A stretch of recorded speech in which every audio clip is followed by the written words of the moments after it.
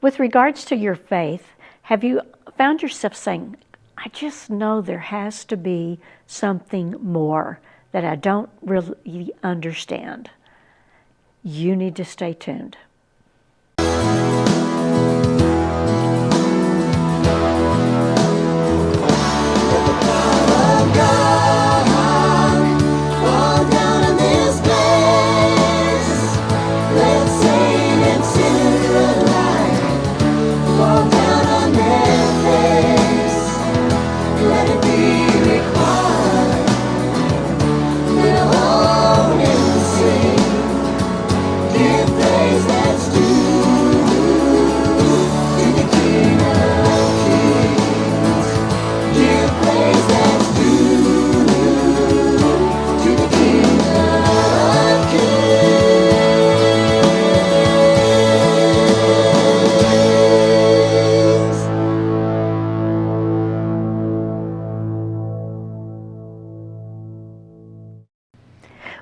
Welcome to God Answers Prayer. I'm Linda Tiano, your host, and today we have a good story about how God is answering prayer.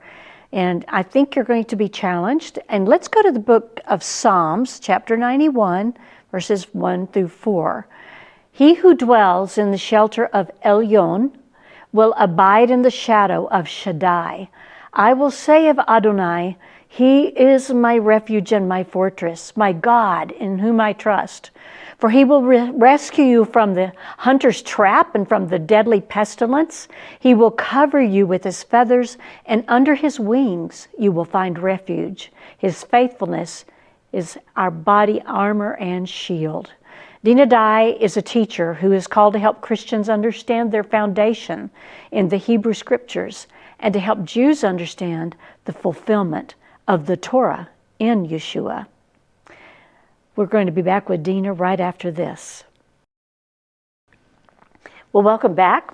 I'm here with Dinah Dye, and it's good to have you back. Yes, it's good to be here. It's been a while, and I was just thinking, because it has been a while, let's kind of revisit the past a little bit before we get, because you got a new book. I do have a new book. And it's exciting. Yeah, it is, especially because it's finished. But you grew up in a Jewish home. Yeah, now we're really going back far. Yeah, so I grew up in Canada, and basically conservative Jewish home. Mm-hmm. In the early years, you know, my family went to synagogue on Shabbat, and I went to Hebrew school, and I went to an Orthodox Jewish summer camp. So I was infused with that world. And as I got older, my parents they stopped going, although we would go to synagogue for the high holidays, so Rosh Hashanah, Yom Kippur, and at Passover. But they sort of pulled away. But I was always fascinated. I kind of continued on the journey as best I could as a kid. Our main thing that I enjoyed was our Passovers at my grandfather's house. And that was where the family always gathered every year. And the connection, because the early Passovers I remember were like 1958, somewhere in there, and Israel's become a state only 10 years. Right. So, and my uncle would be there, my Uncle Max, he was a Holocaust survivor. And so that was sort of my first introduction with him. You know, he had the numbers tattooed on the inside of his hand, and I didn't really understand. And I'm not sure which camp he was in, and he was just this wonderful, jovial man, but yet you could tell he was damaged goods from all of the trauma that he experienced. But getting together as a family, the connection was always that Israel had just become a state once again, and we had family members that had moved to Israel, and that the Holocaust was kind of our connecting point. It wasn't so much the deliverance from Egypt, although that was the story that we told through the Passover, but the connection was always to the Holocaust because it was so raw and relatively recent. Right. So that was kind of the family dynamic. Yeah. But a very special, important time, and then lots of really good things were planted, in my life during those years, celebrating at my grandparents' house. So you said something about, you after spending the aha moment, after being in the New Age movement for a number of Oh, years. yeah. I was really in the New Age movement. You know, I call myself the Wandering Jew. I'm actually thinking about writing a book called The Wandering Jew. It's just so lost in my head, like, you know, like many, you know, what is the purpose of life? What is the meaning? Why am I here? Asking all those questions. Now, in the 60s, it was a different environment because we're all hippies, right? Right. We're on the hippie trail. And you could sort of dive into all different kinds of philosophies and ideologies, et cetera. And people in the U.S. getting caught up in the anti-war movement. I was in Canada, so that wasn't really first and foremost for us. But I was just sort of fascinated by all the different religions and how they thought. And so I was always looking for, how does this apply to me? How can I make it work for me? And it never could. Because it couldn't answer three things that I thought were important. That it would be the true message of whoever God was or whatever, it would be easy to understand. That was kind of my first thing. Like, I would read the Bhagavad Gitas or, you know, ancient Sanskrit, or, you know, I'd go read weird things like Gurdjieff and Madame Blavatsky, and I have absolutely no idea what they're talking about. So it needed to be easy to understand. And I also recognize that it should be for everyone. Like, it didn't make any sense to me that you would find some truth and would only be for a few, but it wouldn't be for all of humanity. Very interesting. That didn't make sense to me. So everything else was like these special little tribal groups. The information was for you, we four, no more kind of thing. And so I rejected it. And then the other component was that it needed to be based on love. And so what I saw in a lot of other religions, and we have to be careful in our own faith that things don't become legalistic and judgmental. And on the same side, you know, we're not doormats, if you know what I mean.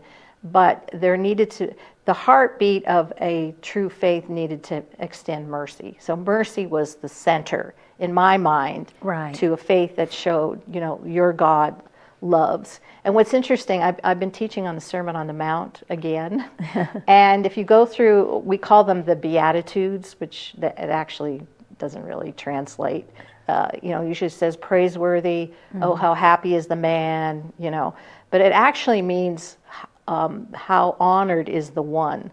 So somebody is in an honored state. And I won't go into all of that. But in those 9 Beatitudes, I always look for centers.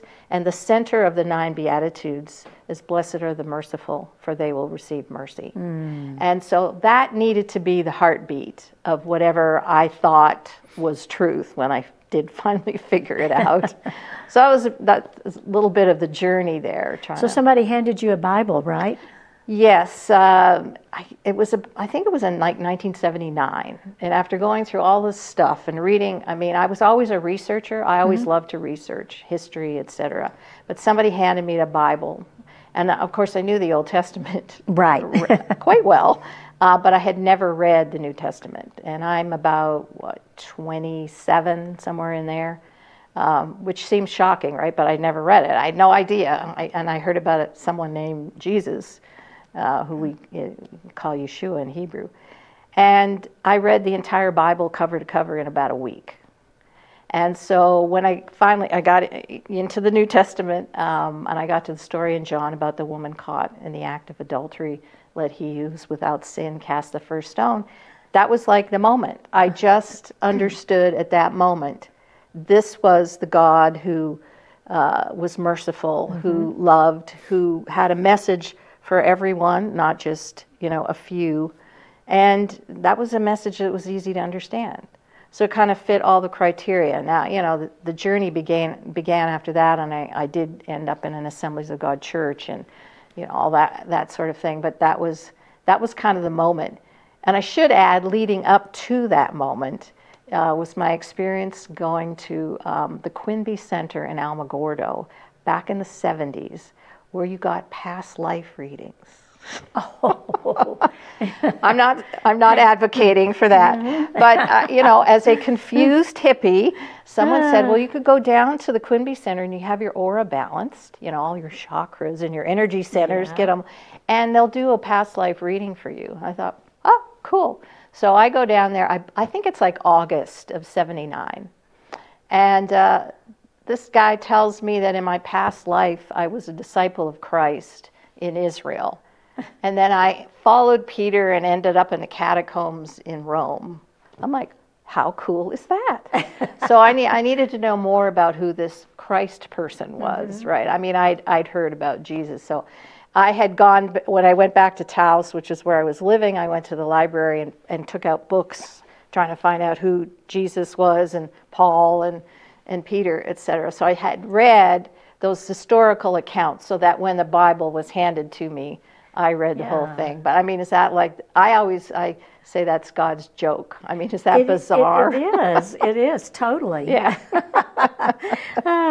So when did you begin to feel the pulling, after you came to the Lord, and like you said, you were in an Assembly of God church, but you were, did you still, confused. Yeah, I mean, you knew that the feasts of Yahweh were still Well, yeah, active I saw no distinction between the New Testament and the Old Testament. And people don't recognize how much festival language is actually in the New Testament, especially the book of John. When you go through that book, you literally go through every feast in some way, shape, manner, or form, except for Yom Kippur and Purim, which is interesting because the word Purim is in HaKippurim, which is Yom Kippur. But that's another aside. Yeah. But you can Passover and Tabernacles, and there's elements of Rosh Hashanah in there. So the New Testament is just filled with this kind of language, and sometimes it's not overt, so we don't catch it. I think is it in John, just escaped me at the moment, 4, where, 4 more months and then the harvest. Well, when you see that language of the harvest, you know that it's Feast of Tabernacles. So that takes us back to the woman at the well, which likely is at Shavuot. So it's you'd want to understand, well, Yeshua's meeting this woman at the well at Shavuot, which is kind of a harbinger reminding of us Ruth and the whole harvest thing, and then taking us to this season between Shavuot and Feast of Tabernacles. So all that kind of language, it was obvious to me, having grown up that way, but I could see that others, and they didn't really understand the festival. Like, what did it mean? What was the value? What was the purpose? How does Yeshua fulfill it? What is he trying to say through it? Sabbath? Yeah. What is any of this?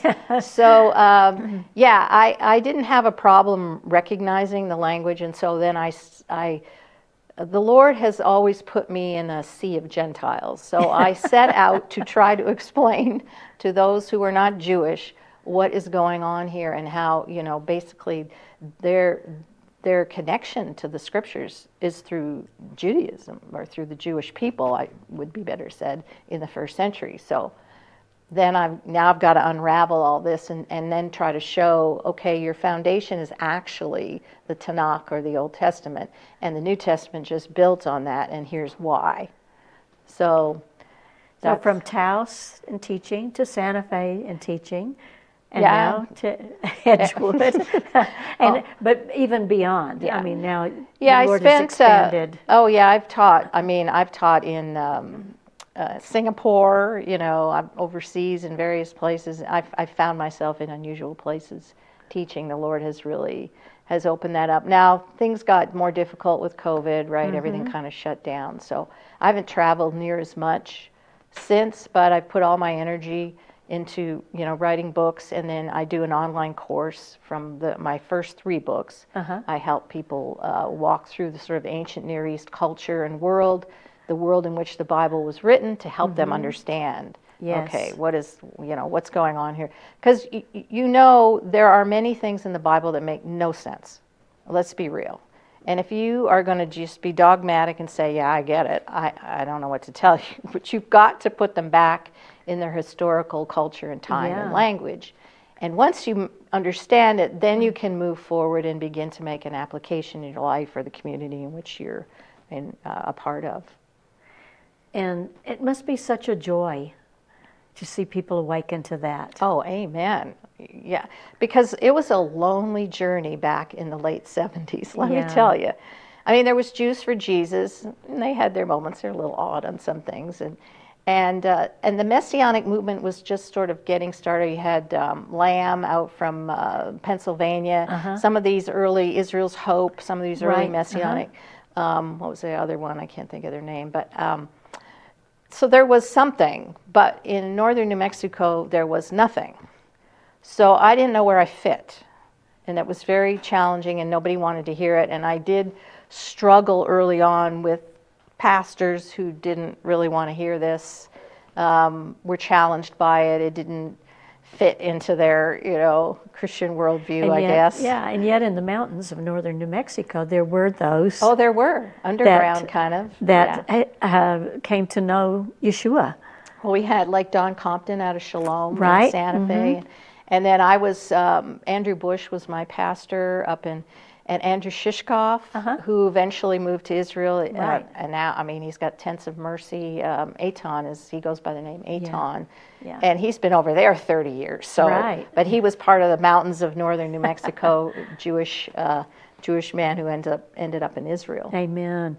Well, let's pause for a minute, and I just want to encourage all of you that are listening, just continue to stay with us, because there's so much more that the Lord wants to pour into you today. And He wants to pour His love and His faithfulness. So stay with us. We'll be right back after this. Well, I'm back with Dinah Dye. And so we've already talked basically about your mission. It's obvious. It has not changed. Right. Yeah.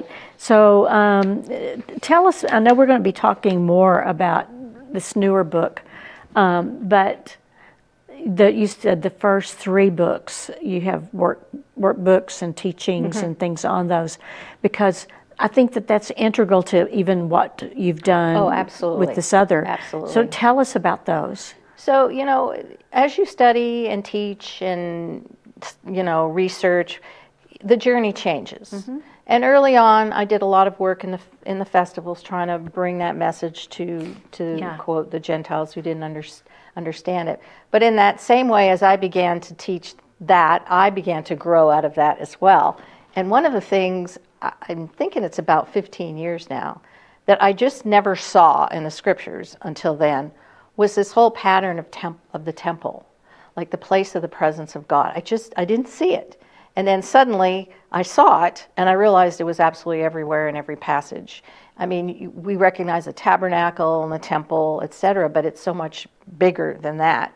And really, the pattern in Genesis chapter 1 is a temple pattern. Creation is actually a temple, because God is creating this universe for the place of His presence. It fits all of the criteria of what a temple would be. Right. So as I began to realize, Noah's Ark actually fits the bill as a temple pattern.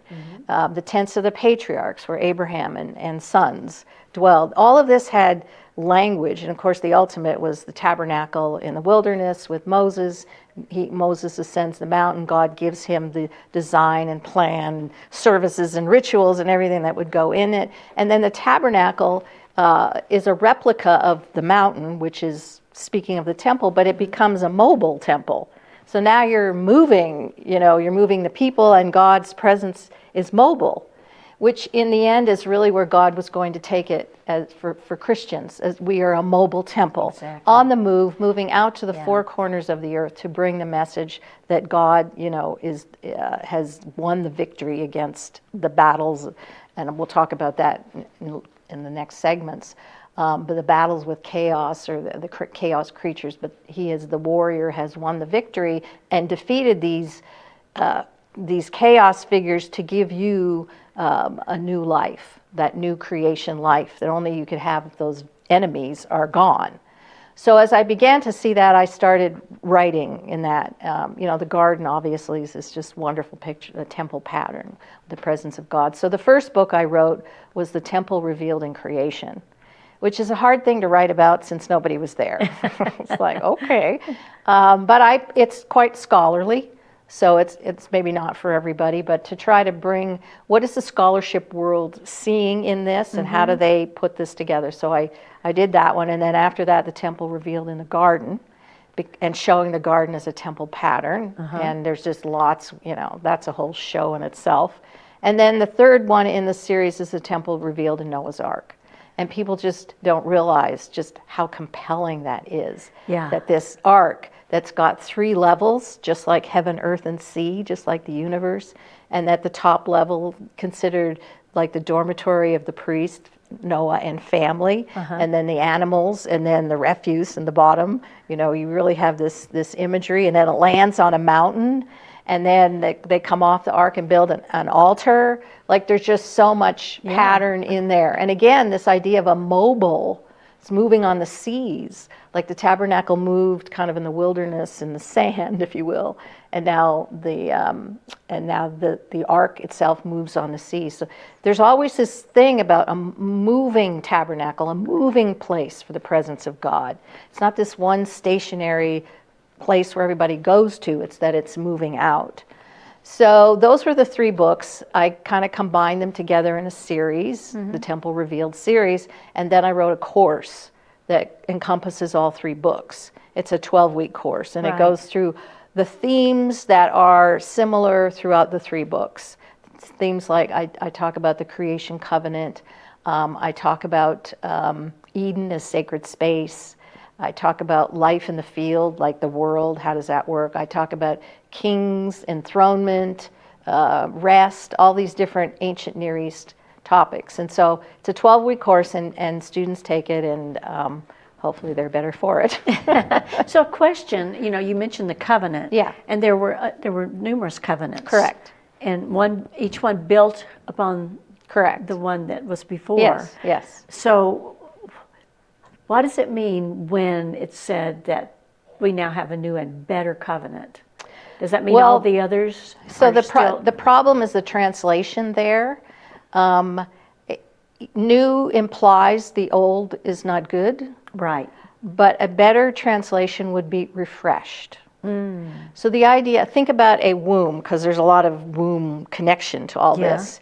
So you have a womb and it produces life. And as the womb ages, it shrivels and dies and it can't produce life anymore.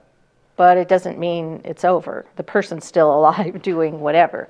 So the idea of the covenant is being refreshed in that way. So it's not that the old one is no more, doesn't count, and it's irrelevant. It's this refreshing of what was. And it brings you to a new place to once again produce life. Right. Yeah, because, for me, it was like, the scripture that always came to mind was, and it just went right out of my head. That's okay. That's we're having our senior moments. Yeah. That God is not a man that he would lie. Right. Or the son of man that he would turn. Right. And so he didn't get rid of Correct. the covenants before, because in my heart and in my mind is that if you say that you have a new covenant and the old has been done away with, then that is anti-Semitism. Yeah. Yeah. So you got to rethink refreshed versus what once was. Not that it's been replaced. Right. This is not replacing. This is refreshing. Yeah. And really, all of the that. covenants go back to the very first covenant, which most people don't even know. What we call, what numbers of scholars call the creation covenant. So the first chapter of Genesis, because the very root word of a covenant or Brit is to cut. Right. So you cut. You have these 2 parties. And then when you put the parties back together, if you will, as one, it creates something new. So you see in Genesis 1 this sort of separating, right, between heaven and earth and day and night and light and dark and waters above and below. So you see this cutting, if you will. This is all covenant language. And then this restoring and on the 7th day to create something new, and the thing that's being created is, all of, the universe, if you will. So all covenants have a component of cutting, but the purpose is to take 2 parties, bring them together, and produce something new, something different, some kind of different existence. And I think people here in New Mexico probably understand that within the First Nations. Sure, absolutely. Because that's just such probably better than a lot of us. Because that happens. All those, and so when you see the ancient Indian cultures or the Japanese, Chinese, or Asian cultures understand all this much better than we do, because their cultures are closely tied, or more closely tied, to the ancient Near East world than we are. We're Western civilization, thousands of years past what the ancient world was like, but those cultures have still kept that. Yeah. So I find like my Chinese and Japanese students understand me, and actually this last round I had 2 students from Korea, and they understood it way better than everybody else because it's part of their culture. Yeah. Interesting, isn't it? And we've got so much to learn and so much to let go of, and we're running out of time from this segment. But I want to encourage you. Check out Dinah Dye, and you're on Amazon. Yeah, you just go to Amazon.com and Dinah Dye, and there it is. All my books are there. It's all right. Very easy to find. All right. Yeah. Awesome. And I just want to say something to you that if you've not said yes to the greatest gift of love ever given to mankind, Yeshua HaMashiach, call us. The number's on the bottom of the screen, and we've got prayer partners that will pray with you. May the Lord bless you and keep you. May He make His face to shine upon you. May He lift up His countenance upon you and give you His everlasting peace. Shalom, shalom. Thank you for joining us today on God Answers Prayer. If you or someone you know would like to be a guest on our program, please contact us by visiting kchftv.org and click on Share Your Testimony. Our prayer partners are here to pray for your needs. Call us today at 505-345-4165. We appreciate your prayers and support. Join us again next time for more inspiring stories and testimonies. Remember, God is always listening, and He answers our prayers in His perfect timing.